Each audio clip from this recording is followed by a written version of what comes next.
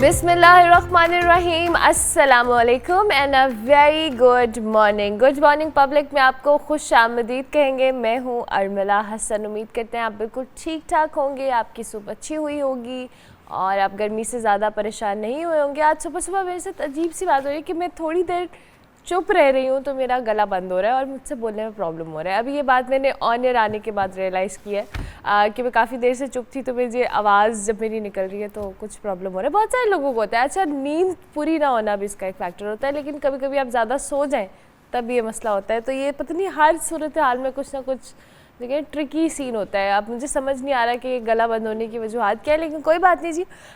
गला बंद है या मैं बोल सकती हूँ, नहीं बोल सकती, बोलना मेरा काम है, मैं बोलूँगी। लेकिन इसके साथ साथ जी पॉलिटिकली आपको पता है कोई ना कोई डेवलपमेंट होती रहती है। कल अदालत के अंदर जी बुशरा बीबी के जो पहले शौहर है खैबर मानिका साहब, उन पर PTI के वकला ने हमला कर दिया। थप्पड़ बोतलें जो उनको मिला उन्होंने उनको मारा और उसके बाद उनको ज़मीन पे गिरा दिया। इस पर काफ़ी जो कह ले दे भी हुई सोशल मीडिया के ऊपर भी और TV चैनल्स पे भी हमने ये मनाजिर देखे। अनफॉर्चुनेटली कुछ समझ नहीं आता जी ये क्या हो रहा है हमारी सियासत के अंदर या वैसे भी। अब मुझे लगता है कि ये सारे लोग जब TV पे सोशल मीडिया पे एक चीज़ आ जाती है तो उसके बाद वो आवाम के अंदर भी एक एग्रेशन आना मेरे ख्याल से नेचुरल एक चीज़ है, क्योंकि जब वो अपने इर्द गिर्द हर वक्त एक ही चीज़ देख रहे हैं, एक दूसरे को बुरा भला कहना, एक दूसरे को तनकीद का निशाना बनाना, फिर हाथापाई हो जाना। इवन पार्लियामेंट के अंदर हमने कई बार देखा है कि हाथापाई तक नौबत आ जाती है और फिर वही आवाम जो इनको देखती है या इनको अपना नुमाइंदा समझती है। कहीं ना कहीं हम इन सियासतदानों को अपना नुमाइंदा समझते ही हैं और हम इनको मैंडेट दे के लाते भी हैं, लेकिन अगर ये इसी तरह के वाक़यात हालात रहे तो ये हम जो सोसाइटी के बिगड़ने की बातें करें, कहीं ना कहीं हम सब इसके ज़िम्मेदार हैं कि जो वायलेंस, ये जो हम स्लैंग लैंग्वेज या दीगर चीज़ें हम गलत इस्तेमाल करते हैं अपनी जो ताकत का, वो हम कहीं ना कहीं आवाम के अंदर भी कन्वर्ट कर रहे होते हैं। कल बानी PTI इमरान खान साहब और बुशरा बीबी इद्दत में निकाह केस में सज़ा के फैसले के खिलाफ जी दायर अपीलों पर समाअत हुई, जिसमें सेशन जज शाहरुख अर्जुमन की अदालत में ये समाअत हुई है, जबकि फ़ैसला नहीं सुनाया गया, जिस पर बैरिस्टर गौहर साहब ने कहा है कि बानी PTI इमरान खान साहब और बुशरा बीबी को अदालत में जेल में रखने के लिए ये सारा कुछ प्री प्लान था। इसके साथ साथ जी नवाज शरीफ साहब और दीगर लोगों की जो तोपों का रुख है वो भी इमरान खान साहब की तरफ है और ये मामला क्यों इतना ज़्यादा एक्सट्रीम की तरफ जा रहा है इस पर भी तज्जिया लेंगे। और परसों तक जो अली अमीन गंडापुर साहब बड़े जो उनके बयानिए में तब्दीली आई थी या वो बहुत जो कह लें थोड़े लीनियंट नज़र आ रहे थे, अब उनकी तोपों का रुख फिर वही हो गया कि मैं छठी का दूध याद दिला दूंगा और इस तरह की स्टेटमेंट्स उनके अजीबो गरीब जो आपको पता होती हैं। सारी बातों पे तज्जिया ले लेते हैं। उज़मा नुमान साहिबा सीनियर एंकर पर्सन तज्जियाकार हमारे साथ मौजूद है। Thank you very much उज़मा for joining us. कैसी हैं आप? ठीक ठाक हैं? उज़मा, सबसे पहले तो इस केस के हवाले से बात करें तो कल बैरिस्टर गौहर साहब ने और अली मोहम्मद ख़ान साहब ने खैबर मानिका के हवाले से एक बहुत लंबी चौड़ी जो चार्जशीट है वो पेश की है। आप इस केस की नौइयत को कैसे देखती हैं, क्या समझती हैं और ऐसे केसेस जो हैं ये हमारी पॉलिटिकल सीन के ऊपर कैसा इम्पैक्ट डाल सकता है? सबसे पहले तो thank you so much Urmila for having me in your show. जहाँ तक बात है इद्दत केस की, मैं ये समझती हूँ कि पाकिस्तानी सियासत में ये एक इंतहाई शर्मनाक केस है। हम क्यों बुशरा बीबी की राय को हतमी नहीं मान रहे, क्योंकि उनकी बहन की तरफ से भी एक बयान आया कि बुशरा बीबी ने अपनी इद्दत की मुद्दत पूरी की, इसके बाद उनकी शादी हुई, तो फिर हम उनकी राय को हतमी क्यों नहीं मान रहे। जहाँ तक बात है कि सियासत पर इसके क्या असरात होंगे इस तरह के केसेस के, तो हमारे जो सियासी माहौल है उसमें आप मुखालिफिन पर करप्शन के केसेस बनाएं, नायब के केसेस बनाएं, दूसरे मामलात में उनको घसीटें, लेकिन मेरे ख़्याल से ज़ाती मामलात के जो केसेस हैं ना उसमें मत घसीटें, क्योंकि एक पिंडोरा बॉक्स खुल जाएगा। इस हमाम में सभी नंगे हैं और आप आज एक सियासतदान को इस तरह के मामलात में घसीट रहे हैं तो कल को आपकी बारी भी आ सकती है। बहुत सारी ऐसी चीज़ें हैं जो बहुत सारे सियासतदानों से जुड़ी हैं, आज से पहले हम सुनते भी आए हैं, माजी में भी हमने ऐसी कई चीज़ें सुनी, लेकिन फिर ऐसा होता है कि वो एक सिलसिला चल पड़ता है।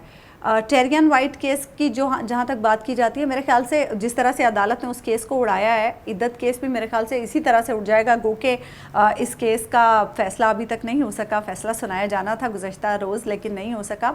चले कोई बात नहीं, आगे अब देखते हैं इस केस का क्या होता है। लेकिन ज़्यादातर जो लोग हैं उनका यही मानना है कि अदालत पहली समाअत पर या दूसरी समाअत पर इस केस को उड़ा कर रख देगी, क्योंकि इस केस में कुछ नहीं है, शरई तौर पर भी इस केस में कुछ नहीं है। बहरहाल वो तो खैर उलमाए कराम ज़्यादा बेहतर जानते हैं और उनका भी यही मानना है कि औरत की बात हतमी होती है। लेकिन सियासी तौर पर ये केस बहुत फारिग है और सियासत में इस तरह के केसेस को लाकर हम सियासत को मज़ीद गंदा ही कर रहे हैं और कुछ नहीं कर रहे। तो प्लीज़ अपने लिए आने वाले अरसे में या मुस्तकबिल में इस तरह के केसेस लाकर मज़ीद मुश्किलात पैदा ना करें, मेरी ये तमाम सियासतदानों से अपील होगी। हम तो उस्मा अपील करते हैं, लेकिन इद्दत वाले केस की जहाँ आप बात करिए कि आपकी एक्सपेक्टेशन या लोग भी यही कह रहे हैं, लेकिन ये मामला अगर हम सियासत से हट कर भी देखें, आप भी खातून हैं, मैं भी इससे रिलेट कर सकती हूँ कि ये एक वो केस है जिसका सामने आना बहुत सारे और घरेलू मसाइल को जन्म दे सकता है। कल को कोई भी शख्स उठ के इस तरह का कोई केस या कोई दावा कर सकता है। सो ये एक इतनी पर्सनल चीज़ है। और अगर वही बात है कि अगर बुशरा बीबी की जो बात है वो एक हतमी राय, उसको कंसिडर किया जाना चाहिए। ये ओवरऑल केसेस अदालत पे तो चल रहा है, जो भी उड़ा देगी अदालत आपके मुताबिक दो चार समातों में, लेकिन कहीं ना कहीं ये हमारी सोसाइटी के ऊपर एक बहुत अजीबोगरीब असर डाल रही है, क्योंकि इस तरह के केसेस से तो मामला सोसाइटी एज ए सोसाइटी बड़े वर्स्ट हो सकते हैं। बिल्कुल अरमला, आप भी एक ख़ातून हैं, आप भी समझ सकती हैं कि इस तरह के कई मामलात होते होंगे इस तरह के। अगर हर मामले में औरत को अदालतों में घसीटा जाने लगे तो कितनी मतलब शर्मनाक ये बात औरत है। की तज़हीक है। इससे ज़्यादा औरत की तज़लील क्या हो सकती है कि अदालत में इस तरह के सवालात किए जाएँ कि औरत की माहवारी से मुतालिक और इस तरह के। जब एक औरत ने कह दिया, शरीयत पे सभी अमल करते हैं और सभी लोग अल्लाह से भी डरते हैं। अगर एक औरत अपनी इद्दत के बारे में कोई बयान दे रही है तो उसकी बात पर यकीन करना चाहिए। और बतौर एक ख़ातून के मैं ये समझती हूँ कि इस तरह अगर आज आप एक केस को अदालत में लेके आ रहे हैं तो आप दूसरे लोगों की हौसला अफजाई कर रहे हैं। कल को कोई भी शख्स उठ के अपनी बीवी को, अपनी साबिका बीवी को इस मामले पर अदालत में घसीट ले सिर्फ़ और सिर्फ उसकी तजलील करने के लिए। और ये तो सिर्फ एक केस है, कल को कोई भी और मामला लेकर कोई भी शख्स अपनी बीवी को अदालतों में घसीटता फिरे तो इस तरह तो औरतें मेरे ख्याल से ज़लील और रुस्वा होकर रह जाएंगी। तो मुआशरे पर यकीनन इसके बहुत बुरे असरात होंगे। आप देख रही होंगी कि हमारा तो मुआशरा बहुत ज़्यादा सियासत ज़दा हो चुका है, पोलराइजेशन बहुत ज़्यादा हो चुकी है हमारे मुआशरे में।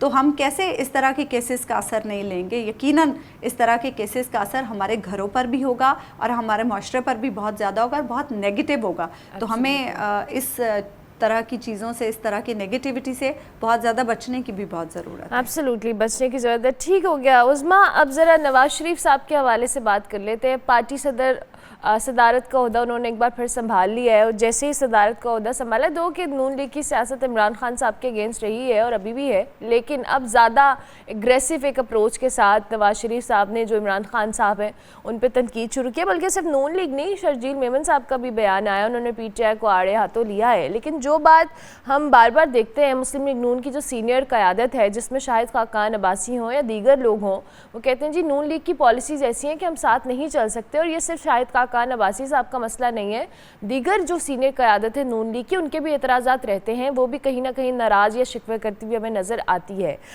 मेरा सवाल यहाँ पे ये होगा कि कब ये सियासतदान तनकीद बराए तनकीद से निकलेंगे, कब अपनी पॉलिसीज़ पे काम करेंगे, कब आवाम के मसाइल के लिए काम करेंगे? क्योंकि ये सियासतदानों की, मुझे लगता है सियासत का मरकज़ तो सिर्फ अवाम होना चाहिए, ना कि एक शख्सियत, ना कि अपोजिशन, ना कोई और। अच्छा अरमला, जहाँ तक आपने बात की नवाज शरीफ साहब की, नवाज शरीफ साहब ने पार्टी सदर बनते ही अपनी तोपों का रुख बानी PTI की तरफ कर दिया, तो ये तो एक्सपेक्टेड था। क्योंकि जो लोग ये सोच रहे थे कि शायद नवाज शरीफ साहब पार्टी सदारत संभालेंगे तो सियासत में पता नहीं क्या बड़ा रोल हो जाएगा उनका, और वो पता नहीं कोई शायद मुफाहमत कर लेंगे। पिछले दिनों हम सुन रहे थे राना सनाउल्लाह साहब बार बार ये इशारे दे रहे थे, बार बार इंदिया दे रहे थे कि बानी PTI से मुज़ाकरात के लिए नवाज शरीफ रज़ामंद हैं, बल्कि वो तो चाहते हैं उनकी रिहाई भी हो जाए। तो मेरे ख्याल से ये सिर्फ बयानात ही थे, कोई मीनिंगफुल ऑफ़र तो नहीं थी, और नवाज शरीफ साहब इस पोजीशन में हैं भी नहीं। जो सही बात है, नवाज शरीफ साहब की वो पोजीशन ही नहीं है कि वो मुज़ाकरात के ऑफ़र कर सकें।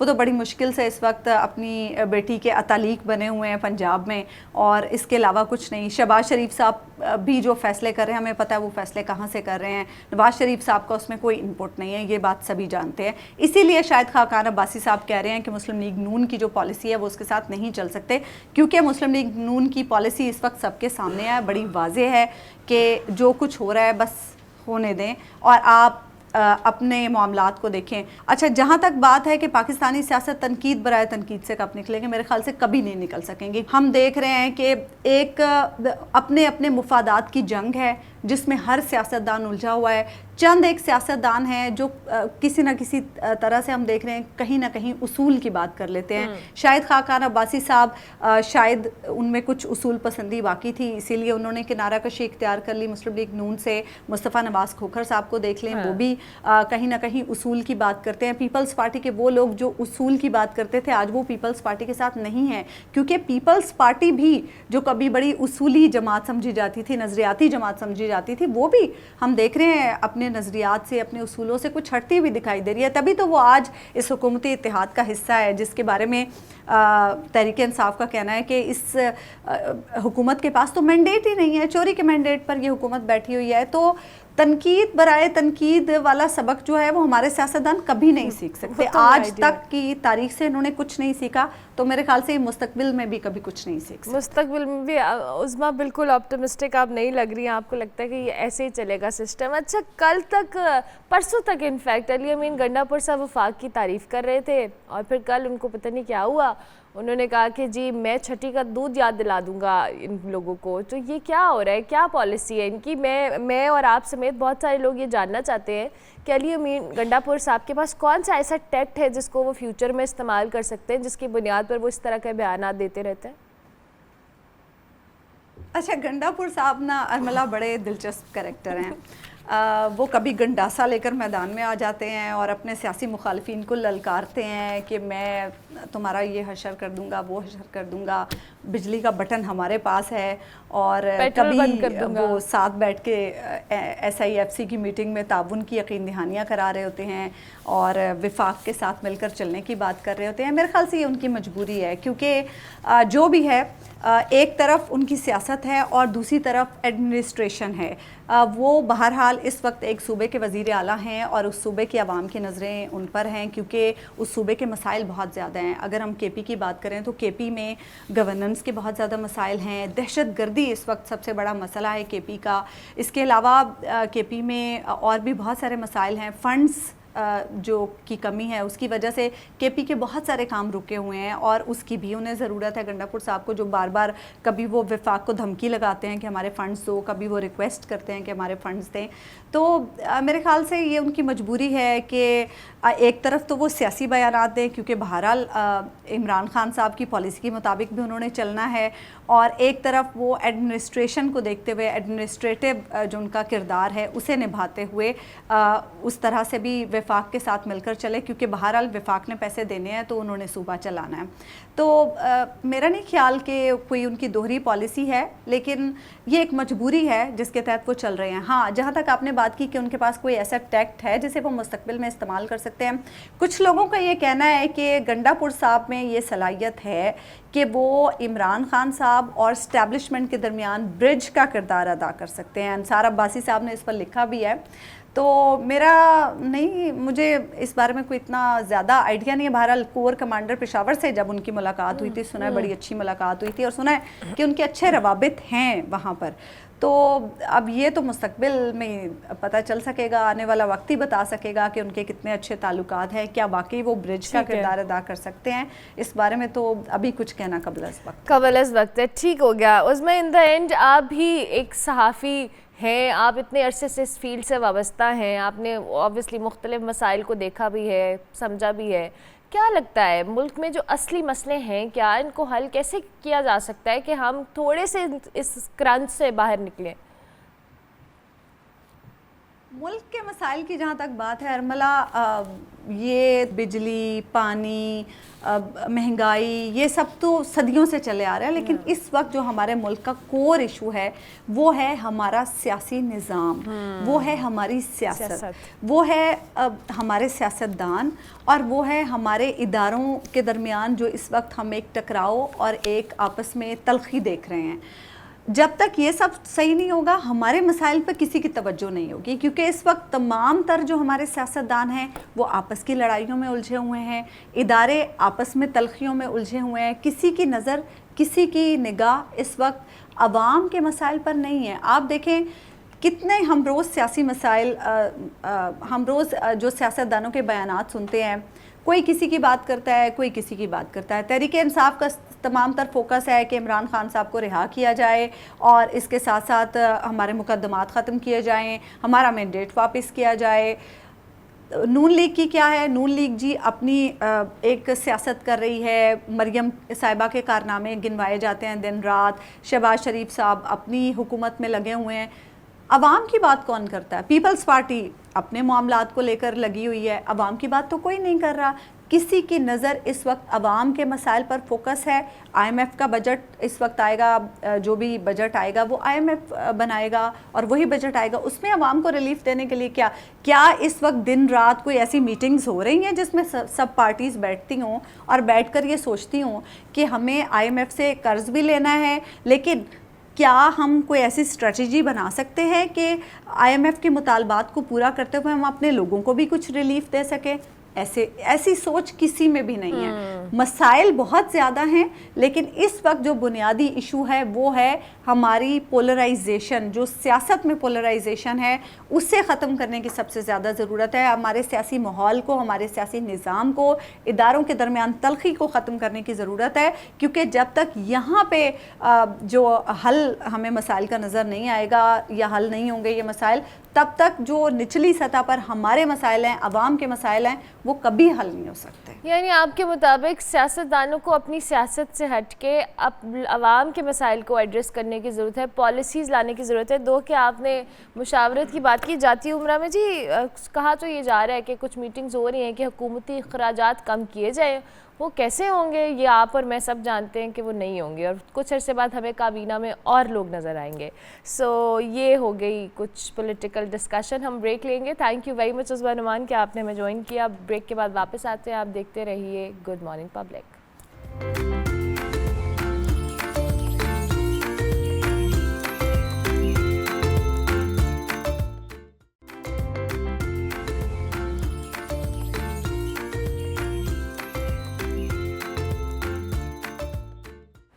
Welcome back to good morning public. Break के बाद वापस आ गए जी। अब कुछ मसाइल की बात कर लेते हैं। लाहौर समेत पंजाब में जो खसरा है इसके केसेस में इजाफा देखने में आ रहा है, और खसरा के हवाले से आपको पता है लाहौर में जी कंफर्म जो केसेस हैं 199 केसेस रिपोर्ट हुए हैं, जबकि महकमा सेहत के अदादा शुमार के मुताबिक जी निश्चित टाउन में 73 के केसेस जो हैं वो कंफर्म है। दूसरी जानिब पंजाब में अब तक खसरा के हवाले से 5 जो डेथ्स हैं वो रिपोर्ट हुई हैं, और इस पे वज़ीर आला मरियम नवाज़ साहिबा की आज एक स्टेटमेंट भी अखबार में छपी। उन्होंने कि खसरा से हिलाकतें महकमा सेहत की नाअहली है और ज़िम्मेदारों को करार वाकई सज़ा देंगे।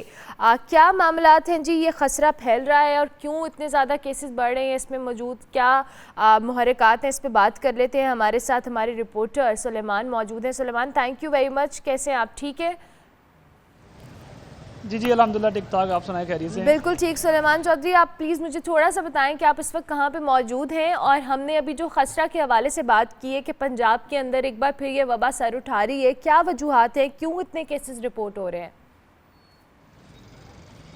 जी बिल्कुल, खसरा की बात की जाए तो ये बच्चों की बीमारी है जो कि काफ़ी मोहलिक है। ये बच्चों की जान भी ले सकती है। केसेस की बात की जाए तो हर 2 से 3 साल बाद ये दुनिया भर में इसके जो वबा है वो फैलती है। आलमी इदारा सेहत का भी ये कहना है कि 2 साल बाद तकरीबन या 3 साल बाद ये जो केसेस हैं मीज़ल के या खसरे के वो ज़्यादा रिपोर्ट होते हैं। इसकी बड़ी वजह यही है कि इस बीमारी के ख़िलाफ़ जो क़ुव्वत मुदाफ़िअत पैदा करने वाली वैक्सीन है उसकी जो कवरेज है वो काफ़ी जो नाक़िस है, उसकी जो कवरेज है वो काफ़ी कम होती है, जिसकी वजह से 5 साल तक की उम्र के जो बच्चे हैं वो इस बीमारी का ज़्यादा शिकार होते हैं। इस बीमारी की वजह से जो बीमार बच्चे हैं अगर वो छींकते हैं या खांसते हैं तो उनके साथ जो दीगर बच्चे होते हैं वो भी बीमार हो सकते हैं। इनकी इस बीमारी की अलामात की बात की जाए तो बच्चे को जो है वो तेज़ बुखार होता है। इसके साथ साथ उसके जिस्म पर जो है वो पानी भरे दाने जो हैं वो निकल आते हैं। अगर उसकी कंडीशन ज़्यादा सीवियर हो जाए तो उसकी जो ब्रेन है उसमें पानी चला जाता है, उसका ब्रेन जो है वो पानी से भर जाता है, जिसकी वजह से उसको सांस लेने में काफ़ी मुश्किलात पेश आती हैं और उसकी मौत हो जाती है। इस केसेस की बात की जाए तो पाकिस्तान क्योंकि थर्ड वर्ल्ड कंट्री है तो यहाँ पर देखा गया है कि जो मीज़ल की जो कवरेज है इसकी वैक्सीनेशन की वो दीगर ममालिक के मुकाबले में इंतहाई कम रिकॉर्ड की जाती है। वैसे तो हम ओवरऑल ये क्लेम करते हैं कि पंजाब समेत पाकिस्तान में इसकी जो कवरेज है हिफाजती टीकों की वो बहुत ज़्यादा है, लेकिन जैसे कोई वबा आती है मैं आपको इंटरप्ट कर रही हूँ। जो आप हिफाजती टीकों की बात करें कि बच्चा जब पैदा होता है और मेरे ख्याल से 3 to 4 इयर्स तक उसकी एक वैक्सीन का प्रॉपर कोर्स होता है जो उसको कराया जाता है और उसके अंदर खसरे का कहा जाता है कि जी इसकी वैक्सीनेशन भी है। क्या जिन बच्चों को ये वैक्सीन नहीं लगी होती उनमें ये केसेस आते हैं या वैसे ही आप कह रहे हैं कि इनकी जो कह लें उसकी एफिकेसी इतनी ज़्यादा नहीं है इन टीकों की? जी बिल्कुल, एफिकेसी की बात की जाए तो एफिकेसी क्योंकि सख्त ज़्यादा देखें पंजाब में कितनी गर्मी पड़ रही है तो यहाँ से जो मेन हब है यहाँ से जो वैक्सीन है वो यहाँ पे जो कूल चेन की गाड़ियाँ हैं वहाँ से ट्रांसफ़र होती है और जो बेसिक हेल्थ यूनिट है दूर दराज इलाके में वहाँ पर रेफ्रिजरेटर पड़े होते हैं, वहाँ पर उनको शिफ्ट किया जाता है। वहाँ से फिर आइस बैग के अंदर जो कि खसूसी बैग होता है वहाँ से उसको डालकर जो दूर दराज इलाकों में देहात हैं वहाँ पर ले जाया जाता है। बच्चों को उसकी जो डोजेज हैं वो लगाई जाती हैं। तो इस दौरान जो गर्मी पड़ती है, लोड शेडिंग होती है, बिजली नहीं होती, जो फ्रीज़र है उसमें बिजली नहीं मिलती, जिसकी वजह से उसका जो टेम्परेचर है वो ऐसा मेंटेन नहीं किया जाता, जिसकी वजह से एफिकेसी पे काफ़ी सवालात जो उठते हैं। इसके साथ साथ कवरेज की बात की जाए तो जैसे मैंने आपको पहले बताया कि मीज़ल से अगर हिफाजत की वैक्सीन लगाई जाएगी तो जो एक सर्टन जो टाइम है 2 से 3 साल उससे जो मीज़ल के ख़िलाफ़ बच्चों को क़ुव्वत मुदाफ़अत है वो फराहम की जाएगी। और तो एक जो इंजेक्शन है वो लाजमी लगाया जाए, उसके साथ साथ जो दूसरा इंजेक्शन है और वो भी लाजमी लगाया जाना ज़रूरी है ताकि मुकम्मल जो क़ुव्वत मुदाफ़अत है वो बच्चे में पैदा हो जाएगा। उस पर हमला भी होता है इस वायरस का या इस बैक्टीरिया का और तो वो उसके खिलाफ इतनी क़ुव्वत मुदाफ़अत हो कि वो इसके खिलाफ फाइट कर सके। लेकिन देखा गया है कि अगर एक बच्चे को एक इंजेक्शन लगता है तो वो दूसरे बच्चे को इसी बच्चे को दूसरे इंजेक्शन की जो कवरेज है वो इंतहाई कम होती है। ठीक है। अच्छा सुलेमान, की जाए तो पंजाब में सॉरी आप मेरी बात सुने, मैं आपको सिर्फ आखिरी में क्विकली पूछना चाहती हूँ, यंग डॉक्टर्स का एक एहतजाज चल रहा था, क्या यंग डॉक्टर्स अब उस तरह से काम कर रहे हैं, उनके मसाइल हल हो गए? जी बिल्कुल, यंग डॉक्टर्स की एहतजाज की बात की जाए तो उनके यही मुतालबात हैं कि जो हुकूमत महंगाई के तनासब से उनकी तनख्वाहें नहीं बढ़ा रही। इसके साथ साथ सुप्रीम कोर्ट ने एक ऑर्डर दिया था कि KPI की परफॉर्मेंस इंडिकेटर के तहत इन डॉक्टरों की तनख्वाहें बढ़ाई जाएं, लेकिन पीर के रोज से उन्होंने सरकारी अस्पतालों की OPD में हड़ताल करने का ऐलान किया है। ठीक है, thank you very much Suleman, बहुत शुक्रिया। आप अपडेट कर रहे थे, हम ब्रेक लेते हैं, ब्रेक के बाद वापस आते हैं। आप देखते रहिए गुड मॉर्निंग पब्लिक।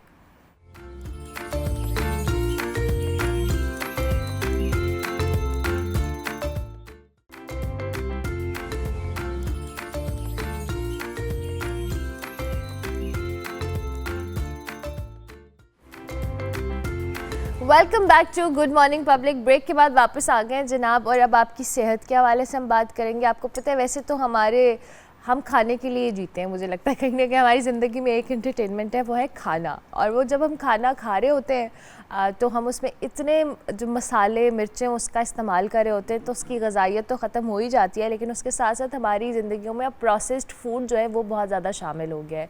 पहले इस तरह की चीज़ें शायद अवेलेबल थी भी, लेकिन हमारे घरों में उस तरह की प्रैक्टिस नहीं थी। अम्मियाँ हमारी खुद कुछ ना कुछ बेहतर तौर पे कर लेती थी, लेकिन अब हम अपनी कन्वीनियंस देखते हुए कुछ ना कुछ ऐसी प्रोसेस चीज़ों का इस्तेमाल करते हैं जिनका कहीं ना कहीं जाके हमारी सेहत के ऊपर असर होता है। आज हम इसी हवाले से बात करेंगे कि आपको प्रोसेस फूड कितने अवॉइड करने चाहिए, और फिर जो हम इतने चटपटे मसालेदार खाने खाते हैं ये अच्छे हैं नहीं हैं, इस पर बात करेंगे। समन इश्तियाक हमारे साथ मौजूद हैं, she is a nutritionist. Thank you very much Saman. Thank you. कैसी हैं आप? ठीक है, बिल्कुल ठीक। आप कैसी हैं? बिल्कुल ठीक। समन, सबसे पहले तो मुझे बताएं कि हमें जो ये बड़ा शौक़ होता है चटपटे मसालेदार खाने का, कितने नुकसानदेह हैं? अच्छा अर्मिला, बेसिकली अभी जो आप बात करी थी कि चटपटा और प्रोसेस चीज़ें, आप ये देखें कि हमारे खानों में तब तक हम खाना नहीं खाते जब तक फुल स्पाइसी ना हो या प्रॉपर उस पर ऑयल की पूरी लेयर ना हो, पूरा ऐसे ना हो, बिल्कुल तब तक हम कहते हैं खाना जो है बेजायका है। तो हम वो जायके की चक्कर में ना हम खुद को बहुत सी दीगर बीमारियों की तरफ ले जाते हैं। एसिडिटी हमें हो जाती है, दिल के अमराज में हम मुब्तला हो जाते हैं, ज़ियाबतीस, ओवरवेट, ये सब जो है ये मिर्च मसालों की वजह से आपका स्टमक, गट हेल्थ जो है वो बहुत सफ़र करती है। ठीक है। अच्छा, अब ये प्रोसेस्ड फूड है क्या बेसिकली, इसमें क्या चीज़ें ऐसी होती हैं जो आपकी सेहत के लिए नुकसानदेह हैं? फिर हम उसके बाद अपने कुकिंग मेथड्स पे भी बात करेंगे। बिल्कुल ठीक है अर्मिला। अब प्रोसेस से पता ही चलता है कि आपका फूड कितने प्रोसेस से निकला है, और वो इतने उसको प्रोसेस से निकाला जाता है उसकी शेल्फ लाइफ को इंक्रीज़ करने के लिए कि उसमें आर्टिफिशियल फ्लेवर्स ऐड किए जाते हैं उनकी लॉन्गर टर्म की शेल्फ लाइफ में, उसको थोड़ा सा टेस्ट को डेवलप करने के लिए। अब उसमें स्पाइसेस भी उतने ही ऐड किए जाते हैं, आपका सॉल्ट इंटेक भी उतना ही होता है, आपके आर्टिफिशियल फ्लेवर्स भी उतने ही होते हैं, और वो जो आपका ना होता है न्यूट्रेंट, जो आपकी प्रॉपर ग़िज़ा होती है वो हम प्रॉपर डिस्टर्ब उसमें से डैमेज कर देते हैं, डिस्ट्रॉय हो जाती है। और जो बचता है वो आपकी कैलोरीज होती है, और कैलोरीज जब हम सिर्फ कैलोरीज कंज्यूम करें वो फॉर द टाइम बिंग आपकी एपिटाइट को सप्रेस तो कर देगा, लेकिन आप ये देखें जितना भी हम प्रोसेस चीज़ें खाते हैं थोड़ी देर बाद हमें दोबारा भूख लग जाती है। जंक फूड खाते हैं थोड़ी देर बाद हमें दोबारा फौरन भूख लग जाती है।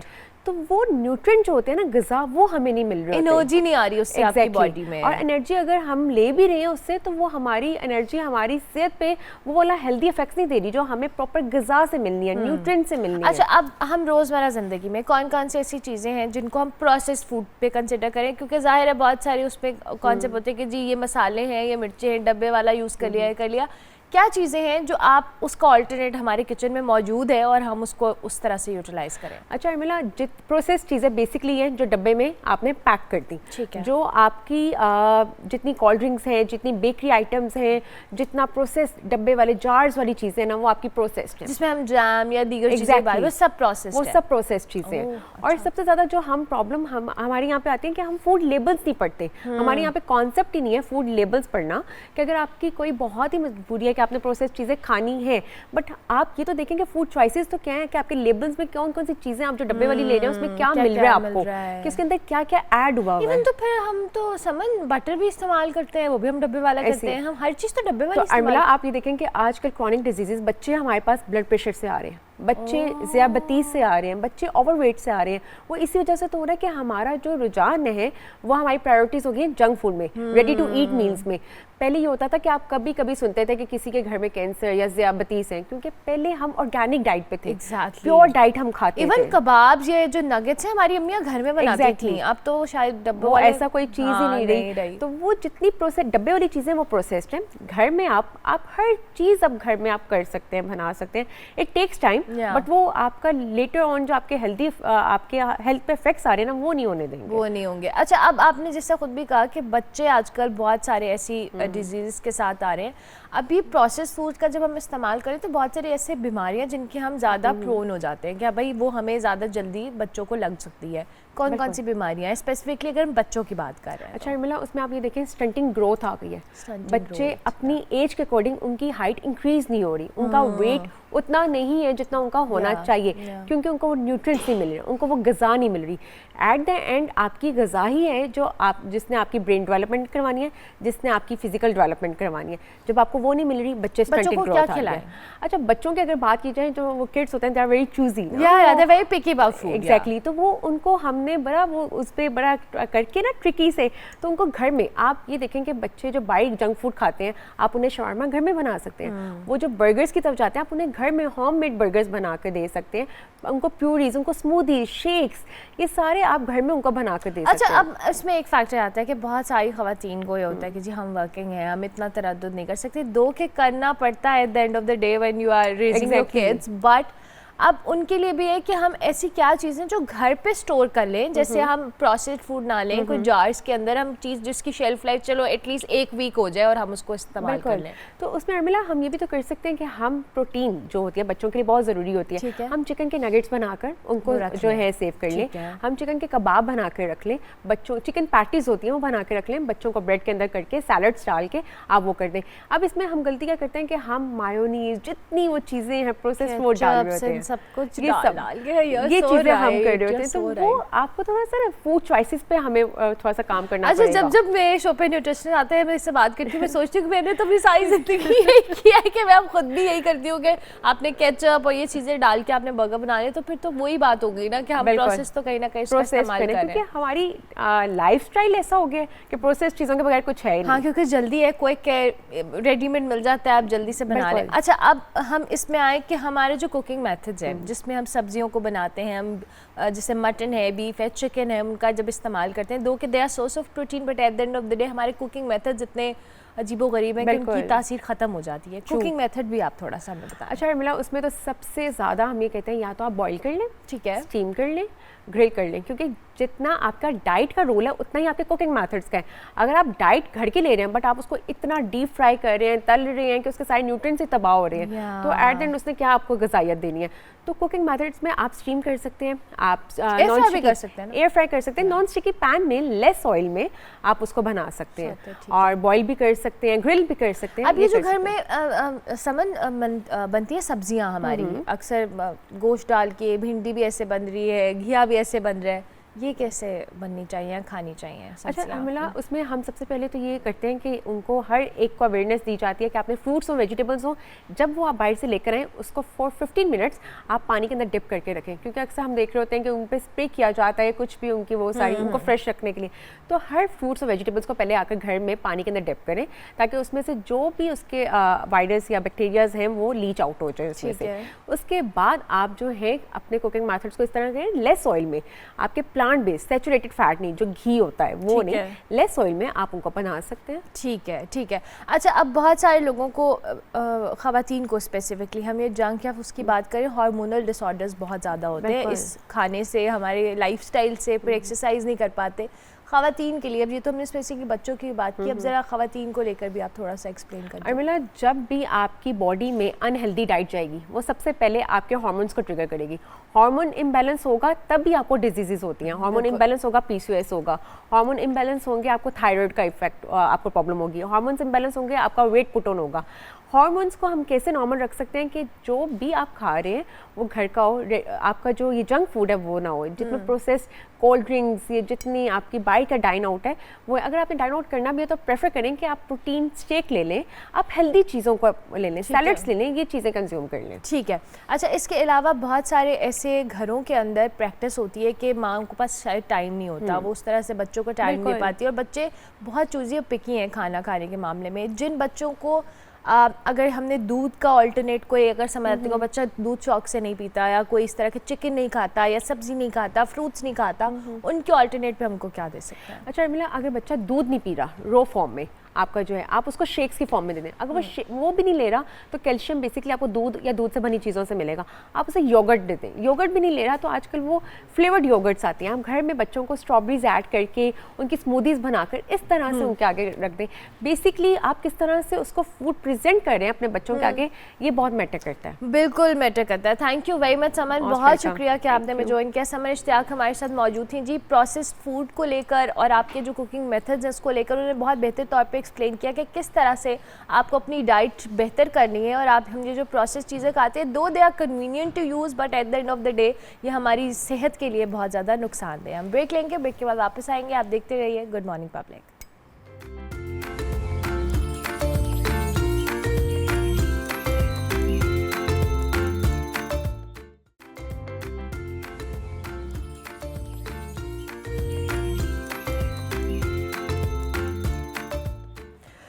Welcome back to good morning public. Break के बाद वापस आ गए। वैसे तो मैंने ये स्टोरी जब देखी तो मुझे अपनी चाय की फ़िक्र पड़ गई कि मेरे चाय में जो दूध है कहीं इसमें तो कोई मसला नहीं है, क्योंकि लाहौर में जो मुख्तलिफ 50 मकामात पे उस पर दूध के जो सैंपल लिए गए हैं उसमें जो केले वो ख़राब हैं और जहर फ़रोख्त हो रहा है एक तरह से कहा जाए, क्योंकि इसमें जो सोडियम क्लोराइड और पानी की अमेजिश जो है वो पाई जा रही है। मुख्तलिफ सैंपल्स के हवाले से बात करें, खुले दूध के जो सैंपल लिए गए हैं बहुत ही सब स्टैंडर्ड हैं। क्यों है ऐसा, क्यों इस तरह से हो रहा है, इसी हवाले से हम कमेंट ले लेते हैं। शाकिर उमर गुजर साहब हमारे साथ मौजूद हैं, dairy and kettle farming association Pakistan के सदर हैं, इनको हम खुश आमदीद कहते हैं। शाकिर साहब बहुत शुक्रिया आपने हमें ज्वाइन किया। ये जो हम दूध के हवाले से बात कर रहे हैं और ये कोई अभी का मसला नहीं है, वैसे तो घरों में नॉर्मली कंप्लेन रहती है जी गवाला दूध के अंदर पानी मिला देता है, लेकिन ये पानी के अलावा भी अगर चीज़ों को मिलाया जा रहा है तो क्यों हो रहा है ऐसे? और ये जो सैम्पल्स लिए गए हैं क्यों ये इतने सब स्टैंडर्ड सैम्पल्स हैं, क्या मसाइल हैं आप लोगों के? असल में कि देखें, मैं तो चूंकि एक डेयरी फार्मर हूँ, जो किसान होता है वो अपने मवेशी की तरह खालिश होता है। तो यकीनी तौर पे जो रास्ते में दूध की हैंडलिंग के जो मसाइल हैं, रास्ते में फिर मिडल मैन और फिर आगे जो चीजें करते हैं, उसको पंजाब शुगर पार्टी पे दर पे कार्रवाइयाँ कर रही है। हम यकीन रखते हैं अपने इदारों पे कि वो इंशाअल्लाह ताला, क्योंकि देखें बेहतर दूध सारे तक पहुँचाने में कामयाब होंगे और हम और Punjab food authority, Sindh food authority, हम साथ मिलकर काम कर रहे हैं। मैं आपको बता दूं कि पंजाब में जो क्लीनिंग पास एक्ट लाने की कोशिश की जा रही है उसकी बुनियाद गैर मियारी है। उसके लिए हम ट्रेसेबिलिटी को यकीनी बनाने की कोशिश कर रहे हैं। तो मैं आपको बता दूं, जब ट्रेसेबिलिटी को यकीनी नहीं बनाया जाएगा तो यही हाल होगा। और पंजाब फूड अथॉरिटी आप देखते हैं इसमें सब है, जगह जगह पे लाहौर में नाश्ता है, पंजाब के अतराफ से लाया जाता है, मिलावट पाई जाती है, तो मिलजुल के काम कर रहे हैं पंजाब। अच्छा, मिलजुल के तो ठीक है शाकिर साहब, आप लोग काम कर रहे हैं, लेकिन अब पंजाब फूड अथॉरिटी एक इदारा है जिसके वसाइल भी लिमिटेड हैं, जिसके मामलात भी बड़े लिमिटेड हैं और इतने बड़े पैमाने के ऊपर हर घर के अंदर दूध आता है, मार्केट्स में मिलता है, खुला दूध है। ये तो 50 सैंपल्स ले लेंगे बहुत होगा, 200 सैंपल्स ले लेंगे बहुत भी हो गया, 400 ले लेंगे, बाकी लोगों का क्या किया जाएगा जो ये सब स्टैंडर्ड दूध फ़रोख्त कर रहे हैं, जो आपके घर में, मेरे घर में, चले आपके घर में तो आपने कहा कि किसान जो फार्मर होता है वो खालिस होता है अपने मवेशी की तरह, लेकिन आप मेरे घर में या मेरे इधर इर्द गिर्द लोग हैं उनके घरों में तो वही दूध आता है जो हम इस्तेमाल बाज़ारों से आता है या मुख्तलिफ स्टोर से लेते हैं। सो वो क्या करेंगे, उनको कैसे पता कि वो मिलावट वाला दूध इस्तेमाल कर रहे हैं?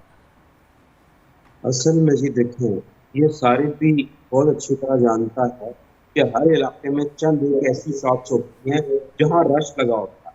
मैं अपने सारिफ को पैगाम देता कि वो कम कीमत दूध देने पर वो ना करे, वो दूध की पूरी कीमत अदा करे, ना कि वो बाकी पैसे अस्पताल अदा करे।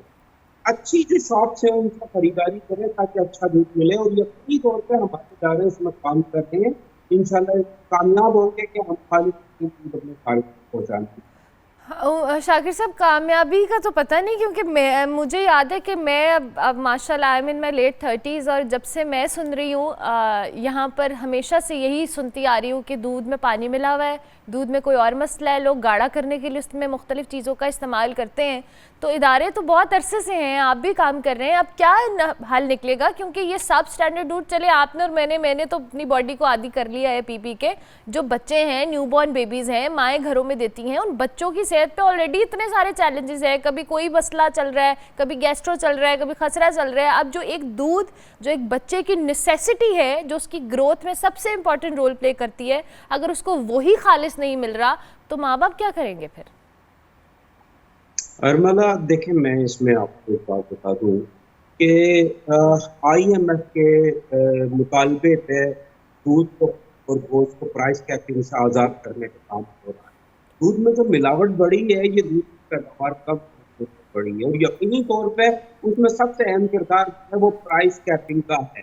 और जैसे ही ये प्राइस कैपिंग से आज़ाद होगा, दूध की पैदावार भी बढ़ेगी, दूध की क्वालिटी भी बेहतर होगी, दूध की कीमतें भी नीचे जाएंगी।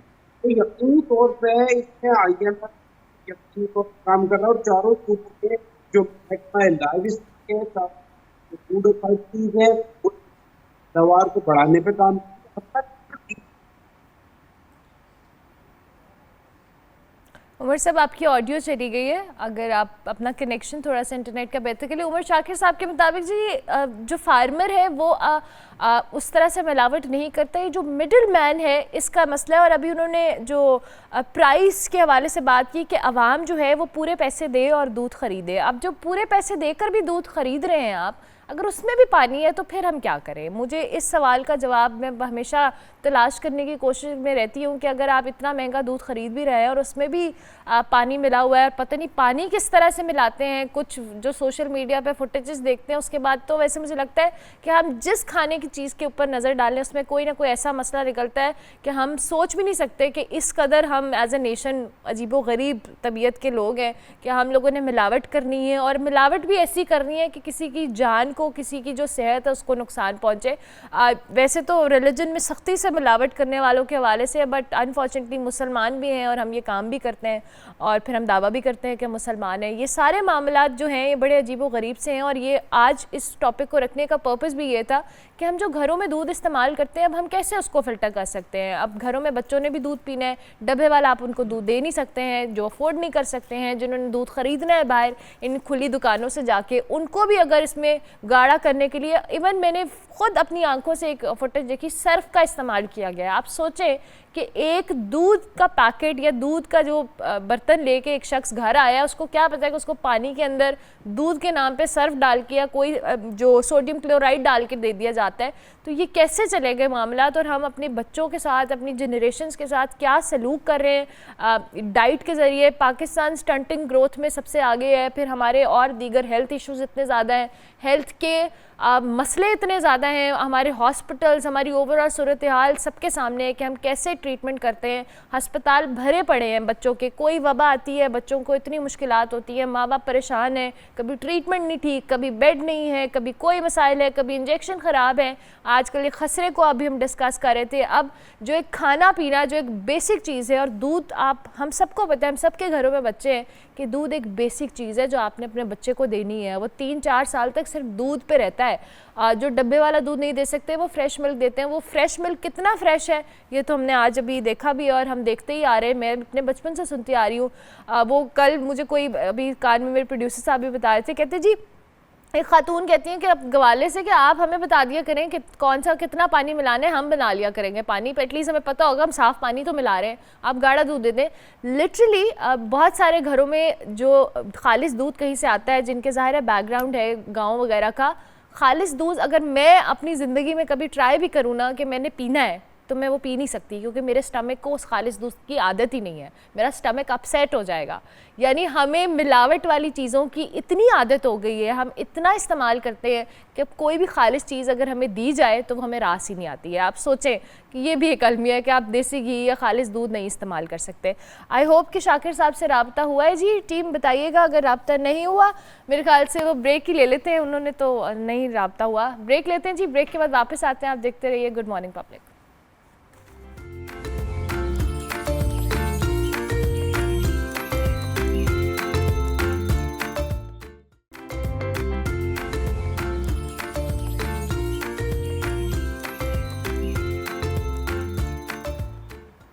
Welcome back to good morning public. Program का बिल्कुल आखिरी हिस्सा है। हमने सोचा कि आपको इस हवाले से बताया जाए कि आपकी साइकोलॉजिकल हेल्थ भी कितनी ज़रूरी है फिज़िकल हेल्थ के साथ साथ। बहुत सारे लोग हम प्रैक्टिस में देखते हैं, एज जैसे जैसे आप कर रहे होते हैं आपके हेल्थ इश्यूज़ भी खुदा न खास्ता वैसे शुरू हो जाते हैं अगर आपने प्रॉपर्ली अपना ख्याल ना रख रहे हो। लेकिन उसके साथ साथ हमारे पे ज़िम्मेदारियों का बोझ भी बड़ा हो जाता है। बहुत सारे लोगों की रूटीन बड़ी मुख्तलिफ होती है, वर्क पैटर्न्स बड़े मुख्तलिफ होते हैं। कुछ की शिफ्ट 9 to 5 होती है, कुछ के जाने का टाइम होता है ऑफिस और वापस आने का टाइम नहीं होता।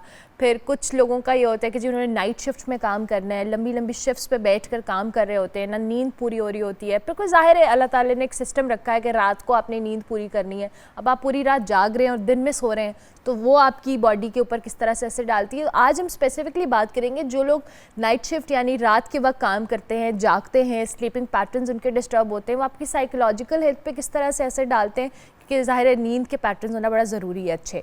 सो फातिमा ताहिर हमारे साथ मौजूद हैं, माहिर नफ्सियात हैं, उनको खुश आमदीद कहते हैं। फातिमा वेलकम अगेन, कैसी हैं आप? थैंक यू, अल्हम्दुलिल्लाह बिल्कुल ठीक है। आप बताएं बिल्कुल कैसी है? ठीक फातिमा, आज हमने टॉपिक ऐसा रखा कि मुझे लगता है बहुत सारे लोग रिलेट कर पाएंगे। बिल्कुल। इवन हमारे अपने चैनल्स के अंदर भी लोग नाइट शिफ्ट में काम कर रहे होते हैं, ज़ाहिर है न्यूज़ का एक बिज़नेस ऐसा है। सो क्या कहेंगी इस हवाले से कि नाइट शिफ्ट में जो लोग काम कर रहे होते हैं उनको किस तरह से अपनी स्लीपिंग पैटर्न्स, अपनी साइकोलॉजिकल हेल्थ को फोकस करने की ज़रूरत है? अच्छा, सबसे पहले तो ये समझना बहुत ज़्यादा ज़रूरी है कि प्रॉब्लम है क्या, क्योंकि जब तक आपको प्रॉब्लम नहीं समझ आएगा तो आप आप उसका- सोल्यूशन पे कैसे फोकस ठीक है, कर सकते हैं। ठीक है। तो अल्लाह ताला ने एक नेचुरल स्लीप वेक पैटर्न बनाया हुआ है जो एक्चुअली हमारा ब्रेन डिटेक्ट कर रहा होता है लाइट के साथ। ठीक है। जब लाइट बढ़ रही है तो वो अलर्ट हो जाता है, जैसे जैसे लाइट कम होती जाती है तो वो सोने की तरफ चला जाता है। ठीक है। तो अब होता क्या है कि जो नाइट शिफ्ट्स वाले लोग हैं उनका बिल्कुल उसके ऑपोजिट चल रहा है। अब वो जब लाइट आ रही है तो वो सो रहे हैं और लाइट जा रही है तो वो जाग रहे हैं। या। तो वो तो सबसे पहले जो नेचर के खिलाफ चल रहे हैं, ये उनका है। सबसे बड़ा मसला ठीक है। अच्छा, अब वो जो चल रहे हैं वो सिर्फ स्लीप का इशू नहीं है। देखा जाए, वो कहने को तो है कि यार मेरी नींद नहीं पूरी हो रही है, लेकिन आप देखिए जब एक इंसान सिर्फ ये भी बता रहा होता है कि मेरी नींद नहीं पूरी हो रही होती है, उस टाइम पे वो किस तरह से वो बात बता रहा होता है, कितना स्ट्रेस होता या, है, ये कितना सब है। फटीग होता है, वो कितना बुरा महसूस कर रहा होता है। फिर उसके साथ एक बहुत बड़ी चीज़ ये है कि नींद भी पूरी नहीं हो रही है, वो बुरा भी फील कर रहा है, साइकोलॉजिकल स्ट्रेसर्स भी साथ में है, हेल्थ अफेक्ट हो रही है। हेल्थ अफेक्ट हो रही है। कोई शायद पहले जिम जाता था, अपना ख्याल रखता था, रात के टाइम उसके पास वो वाली अपॉर्चुनिटीज़ नहीं है, वो उन चीज़ों को ग्रास्प नहीं कर सकता। फिर आप देखिए रात के टाइम पे हमारे पास खाने के लिए क्या ऑप्शंस हैं। अब एक बंदा जो शायद पहले कहीं अपनी हेल्थ का ख्याल रखता था, अब वो रात में चॉकलेट्स खा रहा है, वो कॉफ़ी कुछ पी रहा है। कॉफ़ी पी रहा है, या। कैफीन इनटेक आपकी बढ़ गई है। प्लस देखें आप वो जंक फूड खा रहे हैं क्योंकि रात के टाइम आपको वही मिल रहा होता है, आप वो खा रहे हैं तो आपको साथ साथ कितनी सारी बीमारियां हो रही हैं। साइकोलॉजिकल तो हो रही हैं, आपको कार्डियोवैस्कुलर डिजीज़ हो सकती हैं, आप डायबिटिक हो सकते हैं, आप वेट गेन कर सकते हैं, और ओबेसिटी के साथ तो सब कुछ रिलेटेड है। सो वो हेल्थ इश्यूज साथ में हो रहे हैं। मतलब मैं कहती हूँ कि आप सोल्यूशन की तरफ जाने से पहले अंडरस्टैंड तो करें कि आपकी प्रॉब्लम क्या है, ताकि फिर आप फोकस कर सकें। फिर एक बहुत बड़ा कंपोनेंट, जब आप रात में जाग रहे हैं और लोगों का दिन का है, तो आप फैमिलीज इवेंट अटेंड नहीं कर रहे, आप लोगों से नहीं मिल रहे, आपका फ्रेंड सर्कल छूट गया।